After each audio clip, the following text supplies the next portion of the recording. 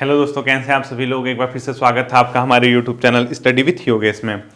तो फाइनली कल मॉर्निंग में आपको पेपर मिल जाएगा 11 बजे तक। और इस समय तक तो आपका भाग्य भी निर्धारित हो चुका होगा कि होना क्या है। ठीक है, तो अंतिम मैसेज पटवारी लेखपाल के छात्रों के लिए, अंतिम वीडियो पटवारी लेखपाल के छात्रों के लिए बहुत एक प्रकार से मान के चलो इमोशनल मोमेंट भी कह सकते हो, क्योंकि पटवारी लेखपाल का एग्ज़ाम अपने आप में, क्योंकि बच्चे जो हैं जो वीडियो का एग्ज़ाम हुआ था उसके बाद जो सेकंड एग्ज़ाम था पटवारी लेखपाल का, वही सबसे ज़्यादा फोकस मैंने किया था। मतलब जो एक लंबे, क्योंकि ग्रेजुएट लेवल का था, इस दौरान इसके बीच में आपका कनिष्ठ सहायक वगैरह का एग्ज़ाम तो निकल गया, सॉरी कनिष्ठ सहायक नहीं, पुलिस कांस्टेबल वगैरह का एग्ज़ाम तो आपका उसी में कवर हो गया था, और अदर एग्ज़ाम भी कई उसमें कवर हो जाएंगे, लेकिन एक फोकस जो एग्ज़ाम था वो था पटवारी लेखपाल का। ठीक है, तो इस समय कई बच्चे ट्रैवलिंग में होंगे, कई बच्चे इधर से उधर अपने सेंटर की ओर जा रहे होंगे, कुछ बच्चे आज रात निकलेंगे, कुछ बच्चे जिनका कल एग्ज़ाम है वो घर पे ही होंगे अपने, जिसके आसपास सेंटर है, यानी जो अपने होम डिस्ट्रिक्ट पे ही है,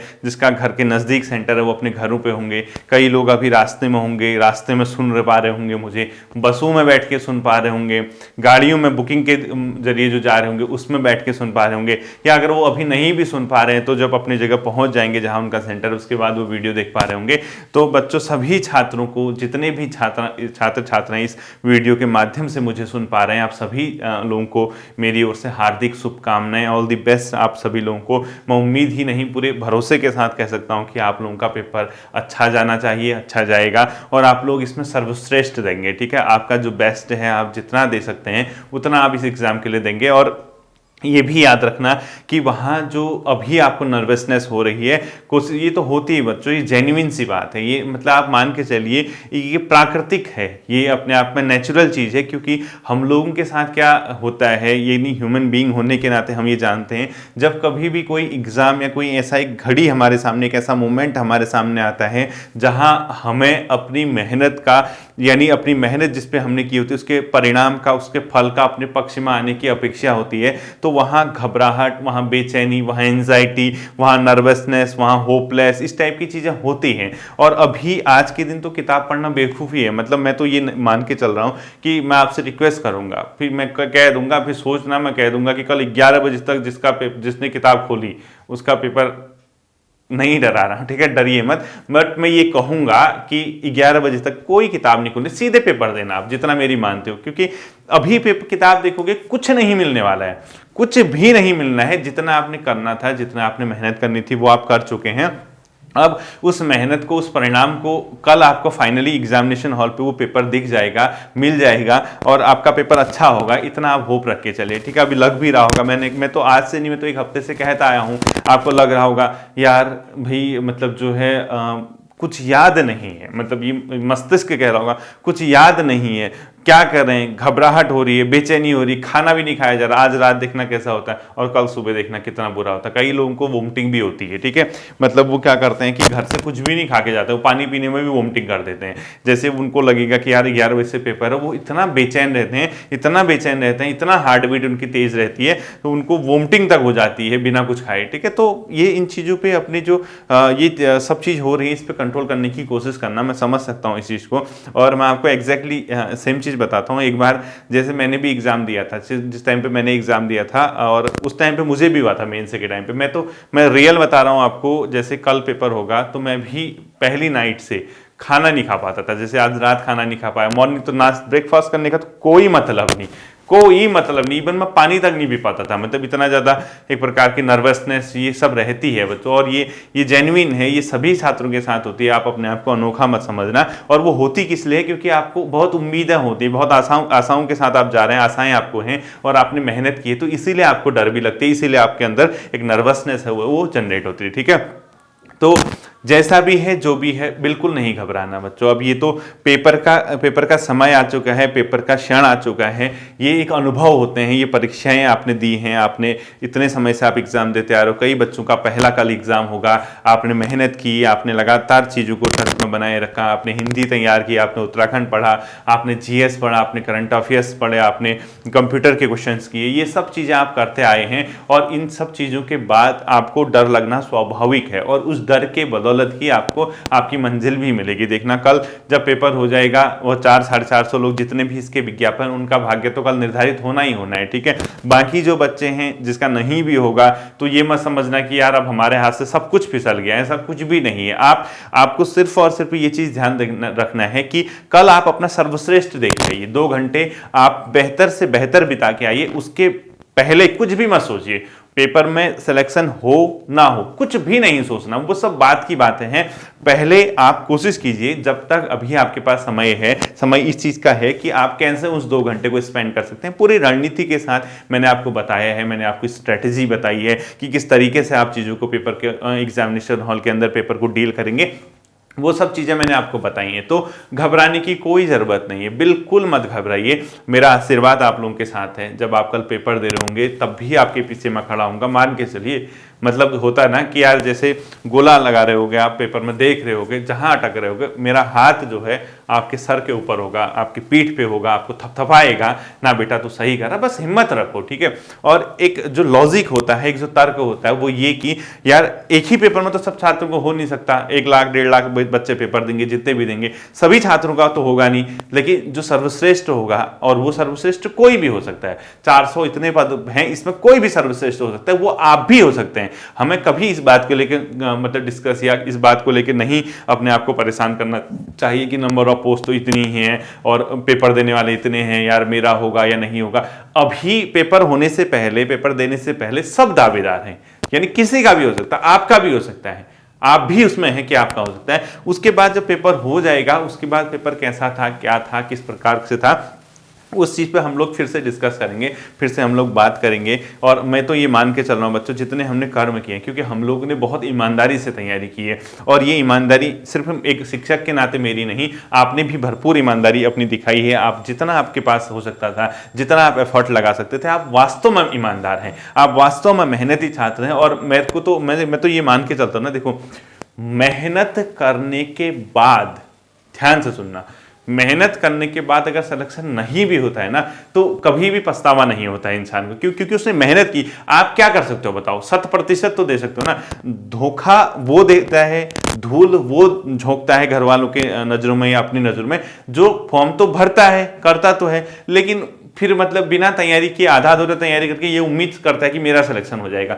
उनसे तो मुझे भी कोई फर्क नहीं पड़ता जो इस प्रकार के काम करते हैं, लेकिन जिसने अपनी 100% दिया था, जिसने बहुत अच्छी मेहनत की थी, जो लगातार चीज़ों को टच करके जा रहा था, लगातार चीज़ों के कांटेक्ट में था, अपना अच्छे से रणनीति बना के, एक अच्छी स्ट्रेटजी बना के, जो लगातार इतने समय से अध्ययन कर रहा था, उन सभी छात्रों का पेपर अच्छा होगा। और आप मान के चलिए बच्चों, सिलेक्शन लेना इतना मुश्किल नहीं है। कल आप पेपर में देखेंगे और आपको पता चल जाएगा कि हाँ, चीज़ें आपके पक्ष में जा रही है और आपने तैयारी की हुई है, आप पढ़ के गए हैं, आपने मेहनत की है। बिल्कुल नहीं घबराना है, बिल्कुल नहीं डरना है, डटे रहना है, बिल्कुल हिम्मत के साथ, बिल्कुल जोश के साथ, बिल्कुल अपना मोटिवेशन हाई रख के कि यार इस बार सिलेक्शन लेके ही आना है। क्योंकि आप ये मत देखना बिल्कुल भी कि आपने टेस्ट सीरीज में क्या स्कोर किया, या आप मतलब टेस्ट सीरीज में 100 में से आप 90 ला रहे थे, 85 ला रहे थे, या आप टेस्ट सीरीज में 45-50 ये ला रहे थे, इससे कोई मतलब नहीं है।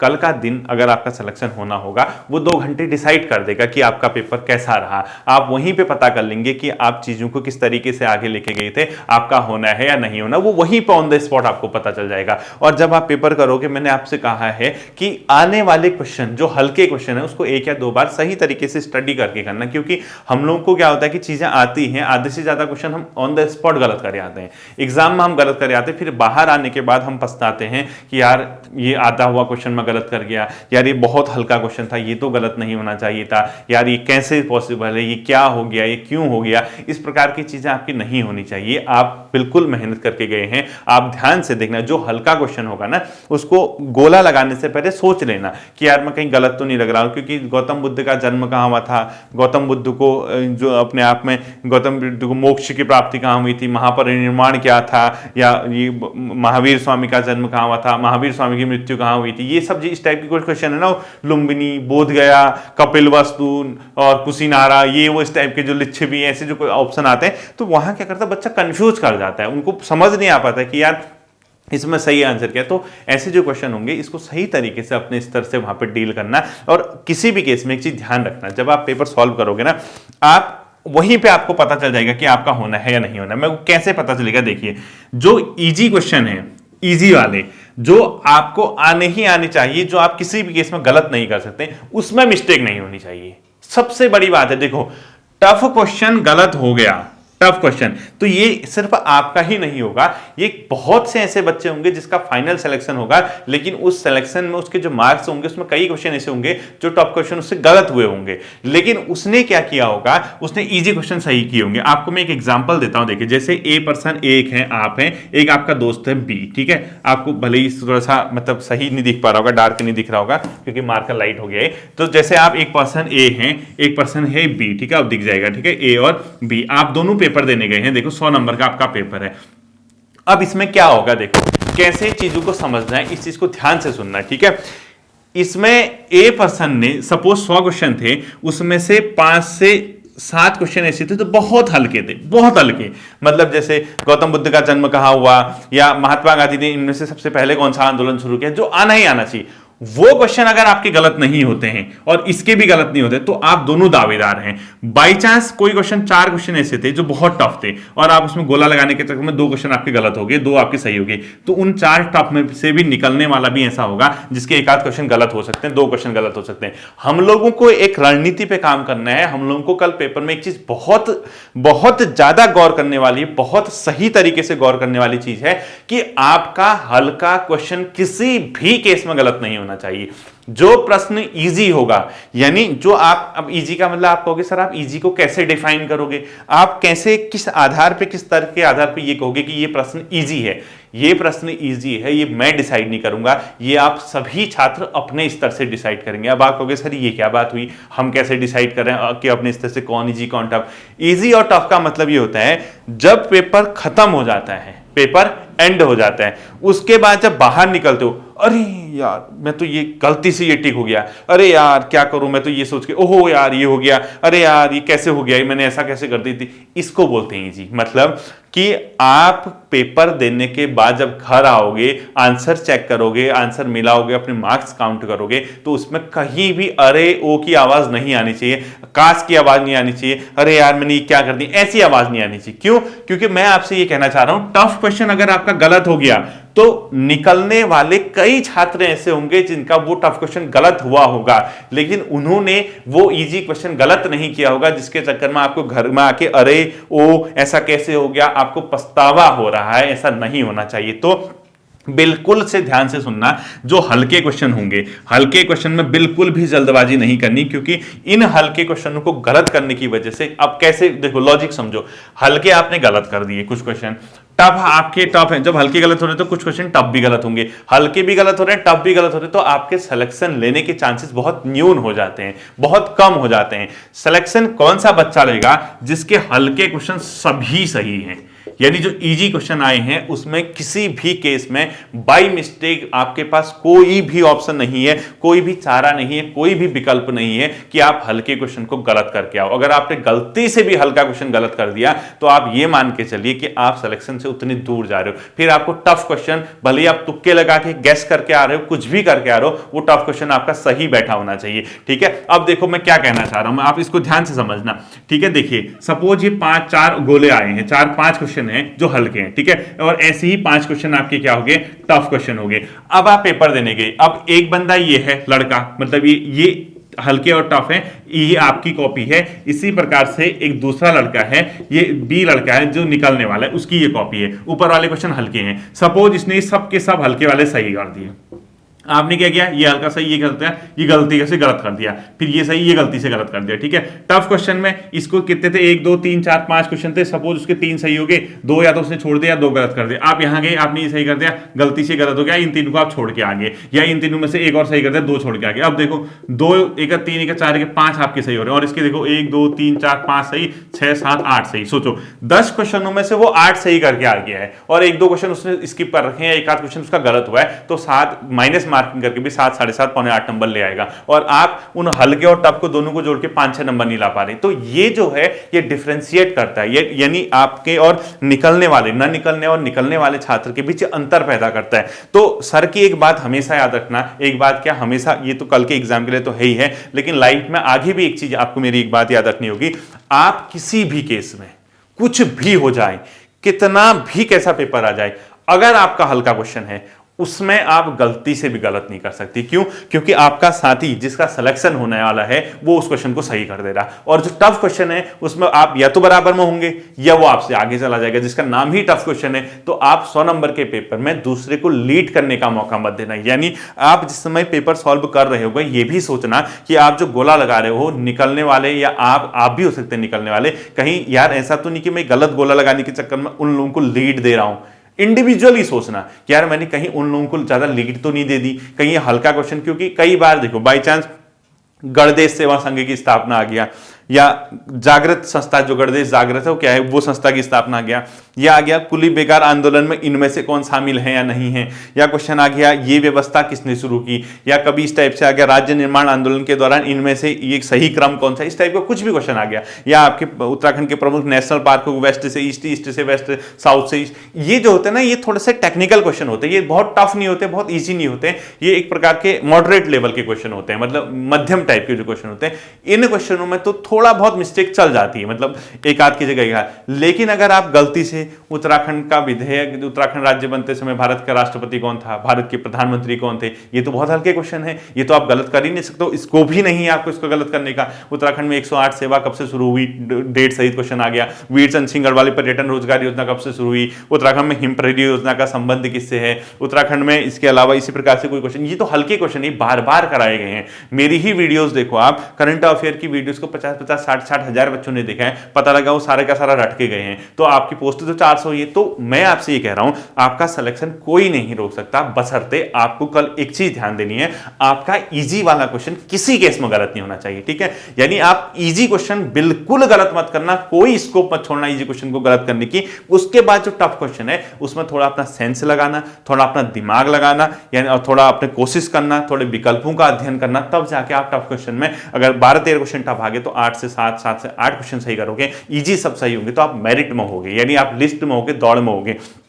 कम से कम पेपर इस लेवल का आपको करके आना है कि हमें फाइनल रिजल्ट का इंतजार रहे। यार होगा नहीं होगा वो तो बात की बात है, वो तो भाग्य की बात हो जाती है, फिर यार कितनी कट ऑफ गई, लेकिन हम लोगों को एटलीस्ट रिजल्ट के इंतजार तो रहना चाहिए। कई लोग तो कल ही बंद कर देंगे, कहेंगे यार क्या पेपर आया था, बेकार हुआ। कई लोग बहुत खुश होंगे। तो खुशी दुख ये तो परीक्षा है बच्चों, ये तो चलता रहेगा, ठीक है। और वक्त जाने में वक्त नहीं लगता, आपके पास बहुत से विकल्प हैं। अब आप ये मत सोचिए ना कि मुझे यही निकालना है। अगर आप ऐसा प्रेशर लेके चलेंगे एग्जाम, ना मुझे यही निकालना है यार, मुझे कुछ भी हो जाए, मेरी जिंदगी का सवाल है, मुझे कल इसी एग्जाम को क्रैक करना है, ऐसा प्रेशर मत लेके जाओ। अब जितना वो प्रेशर लेके जाना था वो आप ले चुके हो, वो आपने काम कर दिया है। अब समय नहीं है कि आप बहुत ज्यादा हेक्टिक, बहुत ज्यादा तनाव युक्त होकर पेपर देने जाओ। अब चिल करके पेपर जाओ, के टच में जाओ, बिल्कुल किताबें नहीं है।